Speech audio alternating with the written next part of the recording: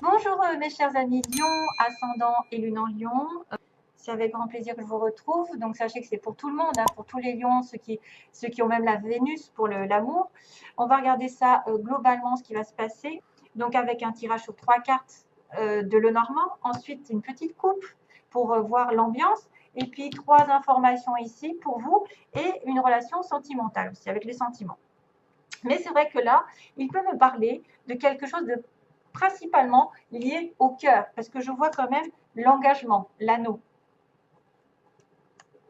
Il y a le cercueil qui me parle de fin, ainsi que la croix.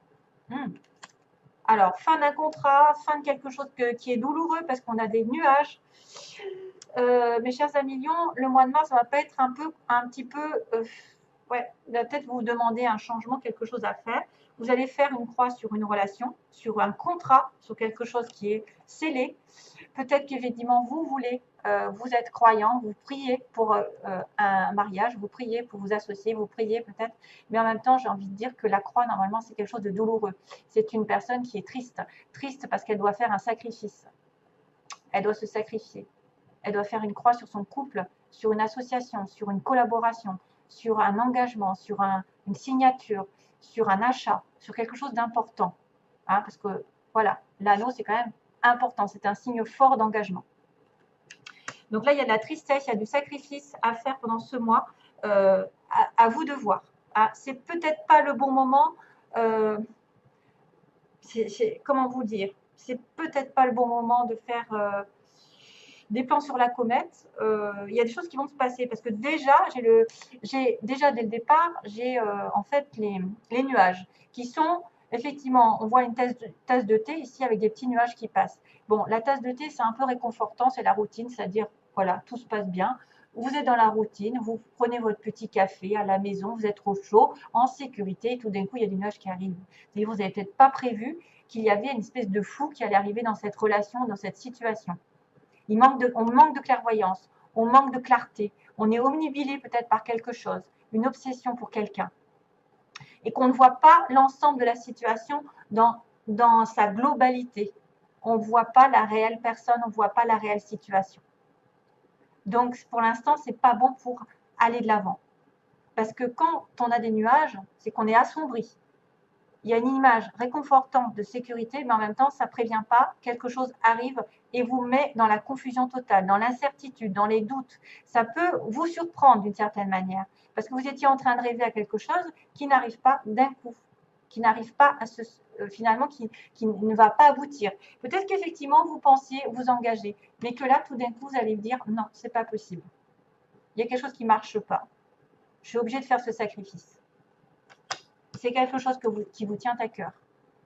Donc, soit c'est une personne, parce qu'on a un valet de cœur, soit c'est une personne, soit c'est un projet, soit c'est une idée, soit c'est une association avec quelqu'un.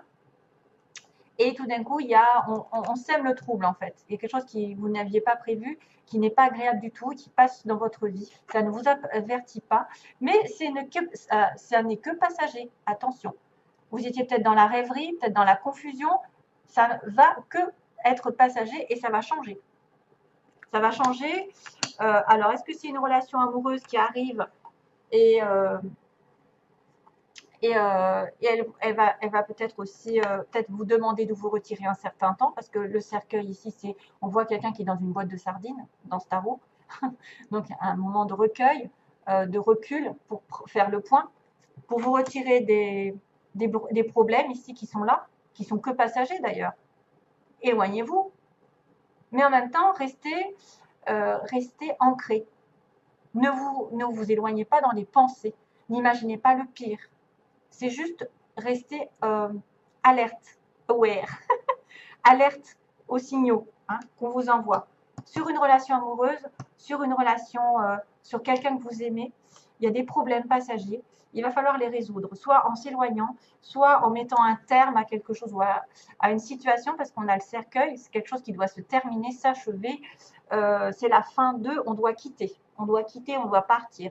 Donc soit ça arrive au bout, cette relation, ou alors c'est quelqu'un qui a décidé de s'en aller un petit moment pour faire le point. C'est vrai que c'est pas la mort, mais c'est quelqu'un qui a peut-être des pertes aussi, le cercueil. Il a peut-être des pertes. Dans ce tarot, on ne sait pas si cette boîte, elle s'ouvre ou elle est en train de se fermer, en fait. Soit elle est en train de descendre, et donc là, c'est la fermeture complète de la relation, hein, on arrête à la fin, ou soit elle va avoir un renouveau, ce qui est possible aussi. Un renouveau, c'est-à-dire qu'on va laisser derrière soi tous les événements négatifs, tout ce qui a été dans la confusion, et on va être clairvoyant. Ça peut signifier simplement un éloignement temporaire par rapport à votre choix sentimental ou autre, par rapport à votre projet, par exemple. Et peut-être que vous êtes effrayé, vous êtes anxieux, et que finalement, ben, c'est pas si mal que ça, parce que ça va être la fin des circonstances difficiles dans votre relation, dans votre situation qui vous est propre. Mais c'est vrai qu'avec la croix, on pourrait penser à une fin claire et nette. Alors, chaud. C'est chaud. Alors ensuite, pour mes lions, on a le petit message 24. Tout en sachant sauvegarder mes propres limites, je suis en relation avec tout. Fixer des limites. Wow, fixer des limites. Ça, c'est pas mal. Ça me fait penser au cancer, d'ailleurs. Se fixer des limites. Ne pas se faire bouffer. Tout en sachant sauvegarder mes propres limites, je suis en relation avec tout. Oui, il faut avoir des limites dans tout ce que vous faites, mais en même temps, garder le contact avec les autres et avec les relations avec les autres. Mais sachez quand même déterminer vos priorités aussi. Fixez des limites dans votre relation ou dans votre vie en globalité. Sachez fixer des limites. Alors, deuxième conseil, on a dit Dieu est votre source. Dieu est toujours là.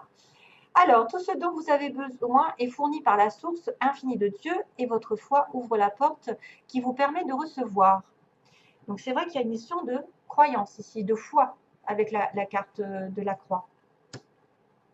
En Dieu, il n'existe aucun manque ni limitation. Il existe une abondance qui peut être partagée par tous. Donc, si vous manquez de quelque chose, priez, il vous entendra. Et bien sûr, ne demandez pas de gagner au loto. Hein. Fixez-vous des limites dans vos désirs. On ne peut pas tout avoir au bon moment, mais quand même, sachez que quand on est en manque, il suffit il ne faut pas demander l'aide de Dieu que quand vous êtes dans le malheur. Il faut aussi le remercier quand vous avez tout ce que vous voulez, même si vous avez très peu, c'est déjà pas mal. Si vous avez un toit, si vous avez de quoi manger, des enfants, la santé, etc. Hein, on ne le dira pas assez, il faut toujours dire merci. Il ne faut pas s'en référer à Dieu et demander une réponse tout de suite sous prétexte que vous êtes dans la douleur. Il faut toujours avoir ce lien en permanence avec lui. Et c'est comme ça qu'il vous récompensera. Parce que vous le remercierez d'avoir ce que vous avez déjà. Et comme ça, il pourra vous envoyer encore plus. Si vous ne le remerciez jamais, si vous êtes toujours insatisfait, que vous râlez, que jamais ça va dans votre sens, et il va se dire, mais pourquoi je te donnerais ça si toi, tu ne vois pas ce que tu as déjà, hein, aussi. Alors, quand même, on finit vers la flamme de l'amour. D'ailleurs, c'est pour ça que je l'ai mis à la fin. La flamme de l'amour. Regardez cette carte comme elle est belle. Alors, on vous dit, laissez le pouvoir infini de l'amour irradier inconditionnellement dans toutes les directions. Restez ancré dans la conscience de vous-même et dans votre propre vérité. Le pouvoir de guérison de l'amour vous aidera à consumer les illusions, et vous découvrirez de nouvelles possibilités. C'est une période puissante de transformation, d'idées et de créativité. Idées, créativité, puissante, amour, ça pourrait être possible finalement que quelque chose se dévoile sur le plan sentimental, à condition d'éloigner les incompréhensions, les illusions, etc. Alors, on va finir justement par l'amour. Ah tiens, alors j'ai quelques petites cartes qui sont tombées, ouais, que je regardais un petit peu. Alors, on m'a montré d'abord, on m'a dit réfléchissez. Oh non, c'est vrai, c'est maintenant que je réagis. On m'a dit réfléchissez. Vous êtes dans une tour, vous devez réfléchir à une union future. Réfléchissez par rapport, merci.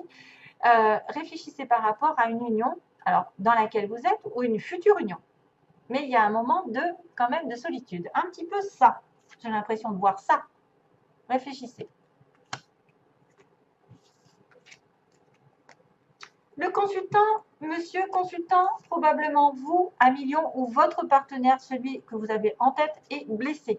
Donc, ne l'oubliez pas, peut-être qu'il a eu des blessures dans le passé, peut-être qu'il est blessé dans cette relation actuelle, peut-être que vous lui avez fait du mal. En tout cas, son petit cœur est un petit peu délicat en ce moment. Il doit guérir certaines situations avant. Donc, prenez-le en compte. Quelque chose qui n'a pas guéri. Il est blessé, monsieur consultant. Et j'avais aussi la blessure avec la trahison. Donc, ça m'avait mis aussi la blessure avec la trahison. Il a été blessé, il se sent trahi, monsieur. Il se sent trahi.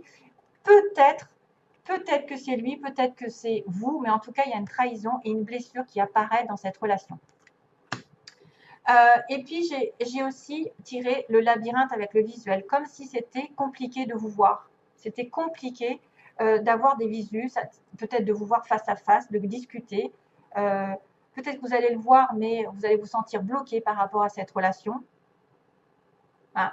Moi, je vois plutôt quelqu'un qui a du mal à avoir l'autre. Peut-être qu'il est au loin, peut-être qu'il est dans une relation bloquée, ou il est en mariage, ou voilà, il y a quelque chose qui l'empêche de vous voir, qui est compliqué. C'est pour ça qu'il y a peut-être une montagne. Il y a peut-être des nuages. Voilà, compliqué. Ce sera tout donc pour mes chers amis Lion, et à bientôt, je l'espère. Merci. Plein d'amour. Bye bye.